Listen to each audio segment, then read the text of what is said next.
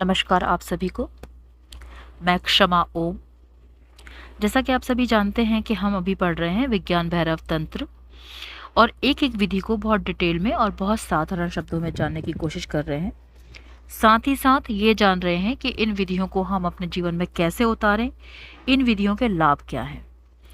विधि number 7 तक हम पढ़ चुके हैं। अगर आप उन विधियों को पढ़ना चाहते हैं, समझना चाहते हैं तो पिछले वीडियो देख सकते हैं। आज बात करेंगे विधि नंबर 8 के बारे में।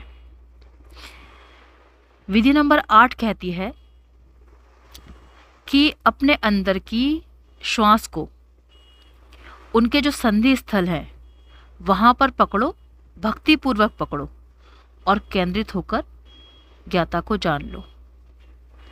वन लाइन में उन्होंने कहा है, आंतरिक भक्तिपूर्वक श्वास के 2 संधि स्थलों पर केंद्रित होकर ज्ञाता को जान लो।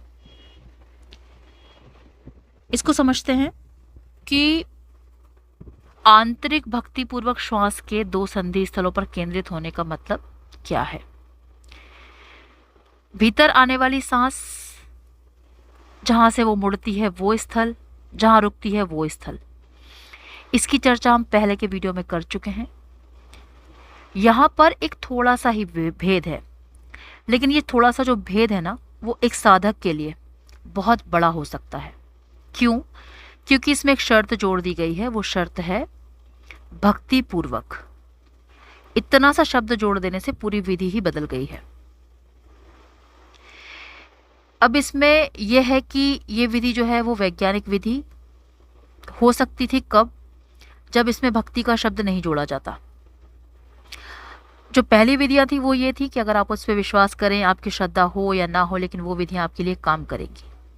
लेकिन चूंकि इस सूत्र में भक्ति पूर्वक शब्द जुड़ जाने से ये विधि उन लोगों के लिए काम करेगी जो हृदय से जुड़े हुए हैं, जिनके जीवन में कोई ऐसे इष्ट हैं, सदगुरु हैं, गुरु हैं जो कि बहुत प्रेममय हैं, जो कि बहुत अधिक वैज्ञानिक नहीं, बहुत अधिक भक्ति से भरे और प्रेम से भरे हुए हैं। ये विधि उन लोगों के लिए काम करेगी।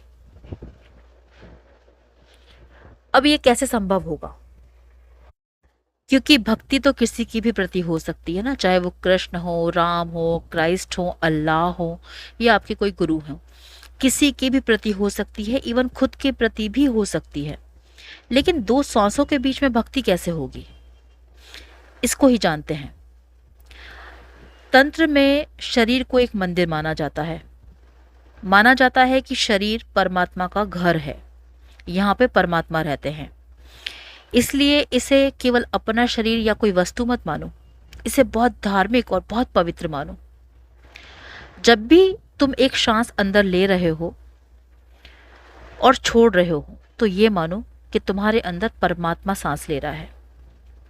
जब तुम चल रहे हो, फिर रहे हो, घूम रहे हो तो ये देखो तुम्हारे माध्यम से परमात्मा ही घूम रहा है, परमात्मा ही चल रहा है। इस तरह से पूरी भक्ति हो जाती है। ऐसा कहा जाता है कि अनेक संतों ने इसके बारे में बात की है कि वो अपने शरीर से इतना प्रेम करते थे जैसे हम किसी दूसरे व्यक्ति से प्रेम करते हैं। अपने शरीर के साथ ऐसा व्यवहार करते थे जैसे हम उन लोगों से व्यवहार करते हैं जिनसे हम प्रेम करते हैं। ये सुनने में बहुत अजीब सा लगता है, पर यह सच है। हम भी अपने शरीर के साथ इस तरीके का व्यवहार कर सकते हैं जैसे हम उनसे व्यवहार करते हैं जिनसे हम प्रेम करते हैं। अब ओशो का कहना यह है कि आप इस शब्द को, इस वाक्य को पाप से भरा हुआ, गंदा, अपराध भी मान सकते हो या आप इसे चमत्कार भी मान सकते हो। ये आपके ऊपर है। अगर तुम अपने शरीर को मंदिर मान सकते हो तो ये विधि तुम्हारे लिए बहुत काम आएगी। इसका प्रयोग करके देखो। जब तुम भोजन कर रहे हो, सोचो कि मैं परमात्मा को भोजन करा रहा हूं। जब तुम कोई भी काम कर रहे हो, ये सोचो कि मैं परमात्मा के लिए कर रहा हूं। इवन तुम स्नान कर रहे हो, जो कि बहुत ही मामूली सा काम है, अपनी दृष्टि बदलो और समझो कि मैं परमात्मा को स्नान करा रहा हूं। तो ये विधि बहुत ही आसान हो जाएगी। जब हम अपनी श्वासों को भक्ति से जोड़ देते हैं तो प्रेम, समर्पण, श्रद्धा, सबूरी ये साथ काम करती है और आपके जीवन में एक बहुत बड़ा विजिबल परिवर्तन आता है। इस विधि का अभ्यास भी हमें 3 दिन करके देखना है। 3 दिनों के बाद अगर ये विधि आपके लिए कारगर साबित होती है, आपको कंटिन्यू करना है, अदरवाइज आपको अगली विधि को भी ट्राई करके देखना है। अगली विधि है विधि नंबर 9। इसमें कहते हैं शिव, व्रतवत लेटे रहो, क्रोध में शुद्ध होकर उसमें ठहरे रहो, पुतलियों को बिना घुमाए एकटक घूरते रहो। मृतवत लेटे रहो का अर्थ है कि आप इस तरीके से लेटो, जिसे हम शव आसन कहते हैं, जैसे कि हमने शरीर छोड़ दिया है, जैसे कि हम मर गए हैं। कल्पना कर लो कि मैं मृत हूं, अब मैं शरीर नहीं हूं, मेरा शरीर जो है वो हिल भी नहीं सकता और मेरी आंखें भी नहीं हिल सकती। जैसा हमने पहले की वीडियो में जाना था कि जब हम मेडिटेशन करते हैं, ध्यान करते हैं, उस समय एक छोटा सा ह्यूमन एरर हमारे अंदर आता है कि हम शरीर को तो भी स्थिर कर लेते हैं, लेकिन हमारी जो पुतलियां हैं आंखों की, वो हिलती रहती हैं। और आंखों की पुतलियां हिलना हमें नॉर्मल लगता है, साधारण लगता है, पर एक वो बहुत बड़ा फैक्टर है जिसके कारण हमारा ध्यान नहीं लगता। जब आप इसी विधि का अभ्यास करेंगे, आंखों को नहीं हिलाना है, ये इसका एक बहुत मेजर पॉइंट है। तो महर्षि रमन जो हैं, उन्होंने ही इस विधि से उन्होंने ज्ञान प्राप्त किया था और इसी विधि से उनको अलाइनमेंट घटित हुआ था। लेकिन ये विधि उनके पास बहुत पहले से नहीं थी, ये विधि उनको मिली। ओशो कहते हैं कि जब भी आपको कोई सदगुरु, गुरु, कोई ध्यान की कोई विधि या कोई साधना आपको मिलती है, वो हमेशा आपके पुराने जन्मों का, साधनाओं का, आपके ध्यान क्रियाओं का प्रतिफल होता है। ऐसा कभी भी नहीं हो सकता कि कभी भी आपने उस चीज़ के लिए मेहनत ना की हो इस जन्म में या पिछले कुछ जन्मों में, वो आपको सहज ही मिल जाए, ऐसा कभी भी नहीं हो सकता। तो जब रमन महर्षि 14 या 15 वर्ष के थे, तो एक रात वो सो रहे थे, उन्हें ऐसा लगा कि मैं मरने वाला हूँ और मेरी मृत्यु आ गई है। वो अपना शरीर भी नहीं हिला सकते थे। उन्हें लगा कहीं मुझे लकवा तो नहीं मार गया है। उन्हें अचानक घुटन महसूस होने लगी और ऐसा लगा कि हृदय गति रुक जाएगी। वो चिल्लाना चाहते थे पर चिल्ला भी नहीं पा रहे थे।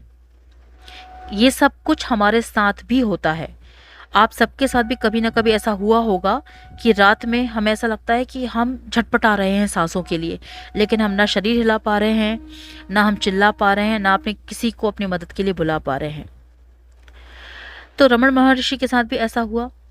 जब वो जागे तब उन्हें ऐसा लगा कि मेरा शरीर भी बिल्कुल वैसा है, मेरे आसपास सब कुछ वैसा ही है, मैं मरा नहीं हूँ, चेतना भी वैसी है।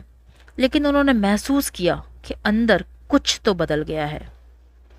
अब मैं वो नहीं हूँ जो मैं पहले था। उनके अंदर एक बीज अंकुरित हो गया था, ज्ञान का बीज अंकुरित हो गया था। तो ये विधि का जब हम अभ्यास करते हैं तो इसी तरीके से ज्ञान जो हमारे अंदर जन्म जन्मांतरों से भरा पड़ा है।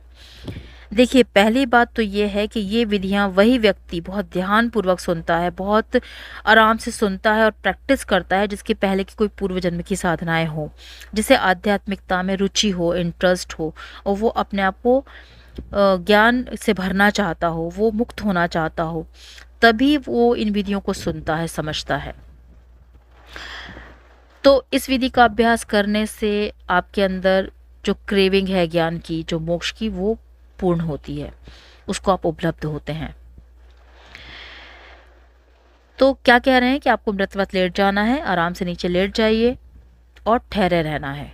आंखों की पुतलियों को भी स्थिर करने की कोशिश करनी है और एकटक देखते रहना है। अब ऐसा होता है कि जब कोई मर रहा होता है तो वो कोई सुख का क्षण तो होता नहीं है, आनंददायक भी नहीं होता। लेकिन जब वो व्यक्ति मरना सीख लेता है ना, कोई भी व्यक्ति अगर वो मरना सीख लेता है तो उसकी मृत्यु कैसे होती है? जैसे पेड़ से कोई पका हुआ फल गिरता है, बहुत आराम से, बहुत सहजता के साथ। तो जब आप पहली पहली बार इस ध्यान की प्रैक्टिस करेंगे, इस सूत्र की प्रैक्टिस करेंगे, तो आपको भय लगेगा, मन में गुस्सा आएगा, पुरानी बातें याद आएंगी, उदासी आएगी, शोक, संताप, बहुत कुछ आएगा। लेकिन आपको उन चीज़ों को सहते हुए स्थिर रहना है। धीरे धीरे वो घटना घटित होगी जिसके लिए आप इस ध्यान मार्ग में आए हैं।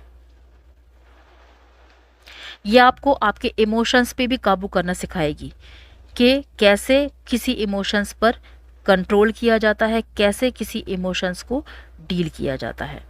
तो ये थी विधि नंबर 9। इसके बाद जो विधियां हैं वो विधियां थोड़ी सी अलग हैं, उनके बारे में हम बात करेंगे कल के वीडियो में। आई होप आपको ये विधि समझ में आई होगी और आप इसका अभ्यास भी करेंगे। Thank you so much. नमः शिवाय। धन्यवाद।